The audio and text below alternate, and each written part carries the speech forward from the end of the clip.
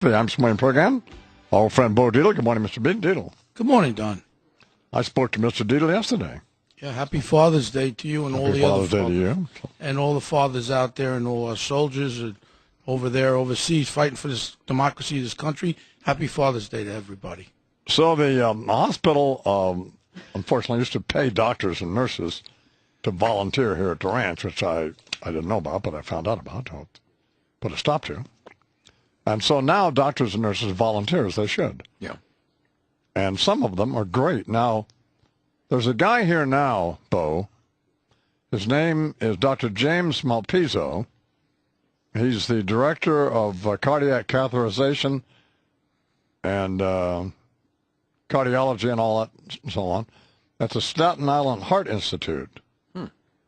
And he claims he knows you. Well, I think I know who he is, Don. He's a doc who's a friend of Frankie Abareo's. Frankie Pellegrino, yeah. Yeah, I'm pretty sure I know the doctor. I've been going up there for about 35, 40 years, and I know a lot of people. And he sounds very familiar. He's doing a good job there. He's a wonderful guy. Yeah. He's the first guy to put a stent in somebody over at St. Vincent's. He's a wonderful guy and a great doctor. Yeah. And a nurse who volunteered. I'll tell you how great a doctor is, not to waste a lot of time. But we went to pick the kids up, and the doctor was flying, and his wife were flying with two of the kids. They got held up in Denver. So I called him, and he said, well, I think we're going to miss the next flight, so wasn't going to get in until 9:30, 10 o'clock at night. He said, well, why don't I rent a car and drive to the ranch? Wow, that's cool. So it's 5.5 hours. So he rents a car and drives to the ranch. And, you know, we're in the wilds of the hills of northern New Mexico here, and it's not easy to find the ranch. And I went out to 10 o'clock at night, and he'd hear his headlights pull up at the main gate. How he ever found it, I have no idea. There's no road signs going there. No, nothing. No, he's a lovely guy. Yeah. And the nurse, Tosca Cooney, she's a registered nurse.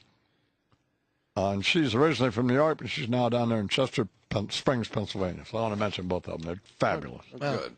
They do anyway, good well, how are you, Beau? Good. They do a good job with the kids.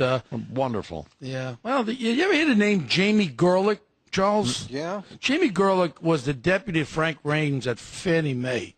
And she received hundreds of millions of dollars worth of bonuses resulting from the cookbooks back then when they had the overstatements of these loans. And she should be in jail right now. But guess where she is now? Don't know. She's the lawyer for BP right now. Oh, you look like you ought to be in Guys and Dolls this morning, that outfit you have on. Well, you know, I'm a very customized type dresser. Well, you look nice. Well, thank you. You look nice, too. Pinstripe suit with a purple polka dot tie. I mean, I don't know, man. Hey there, used guys. Sit down, sit down, sit down, sit down. You're rocking the boat. You remember Don? Remember Fannie Mae from 1997 to 2003? She was the vice chairman there. Well, what's the point about it? Okay, the point about this was she was the one that developed that wall against sharing intelligence back in the summer of 2001 before 9/11. This information came from the CIA about this 20th hijack, Zacharias Massari there, Charles. Yeah. And the information came up there, and they wanted to share about the planes going into buildings. Yeah. And she was the architect that was the genius behind not sharing with the CIA and the FBI all the information, the names of the people and all that. This came from Senator Cronin from Texas.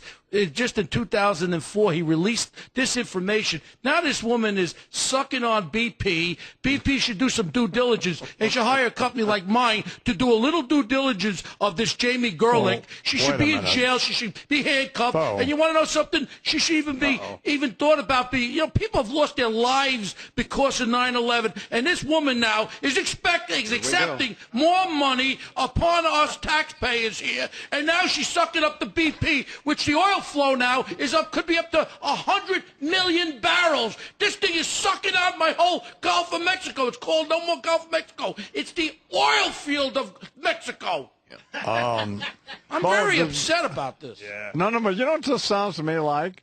What? a pitch for business for your firm. Well, if they did proper due diligence, Don, you pay a lot of money for my due diligence. We check people out. But this woman here, if you do a little background, Stevie Wonder could have done the background on her. She's a thief. She should be in jail, and I'll document it. If you got a problem with it, come sue Beau, because I got lawyers everywhere. Why would Stevie Wonder do it? He's a singer. Well, no, the idea was that he can't see what is going on in front of him. He's blind? I see. He's blind, Stevie, and I love Stevie Wonder. I was away with his first anniversary of his wedding in 1969 in Bermuda with him. And you don't believe me on that one, too, because you don't believe me nothing I say. And when I come here, some of the things you say. What's the latest with this Jorn Vandersloot deal? well, this punk right now is now saying that they coerced him into giving his confession because they said to him that he was going to suck on a yak for the rest of his life unless he admitted to this thing. But to be honest with you, this is a homicidal maniac punk. His mom just came out, and his mother said he was ready to go to an insane asylum, a mental institution in the Netherlands. He was supposed to report there. That's when he fled Aruba, and he took off and he killed that poor Flores girl there. I think the people of Peru should do what the people of Aruba did not do and keep this guy incarcerated, if not for the rest of his life, as long as that lasts. But I mean, when you have a rodent, what do they call those things, those ant things, those killer ants? You step on it, damn ants. Get rid of the guy. Don't make him eat anymore. He killed 2. I'm sure he killed more. Let's get the death penalty in Peru and fry him up. Fry him up with one of those llamas, cook him up, and get rid of him. I don't know. You know, I just sit here sometimes, and I don't know. I'm just stunned. There, as our state is being destroyed here, we got labor union people here. Labor union people. Lillian Roberts, 82 years old. She brings down a salary of $333,000 a year. These poor people in the union, number 37 union, hospital aides, look. they make $30,000 a year. What's the matter? That's broads pumping down We're out of time. $330,000. And we wonder why we're broke in this state. There My you go. friend Governor Patterson was talking to me only Saturday. Says, Beau, we got to do something. We're going to bring gambling to Nassau County and Suffolk County. People, you want to lose your money in New York? Come to New York. Why do you got to go to New Jersey? What do you got to go to Connecticut for? Lose it in New York. Let's not be discouraging people about going to Connecticut Oh, I'm to sorry. gamble. We like Fox. We're just not interested. It's time now.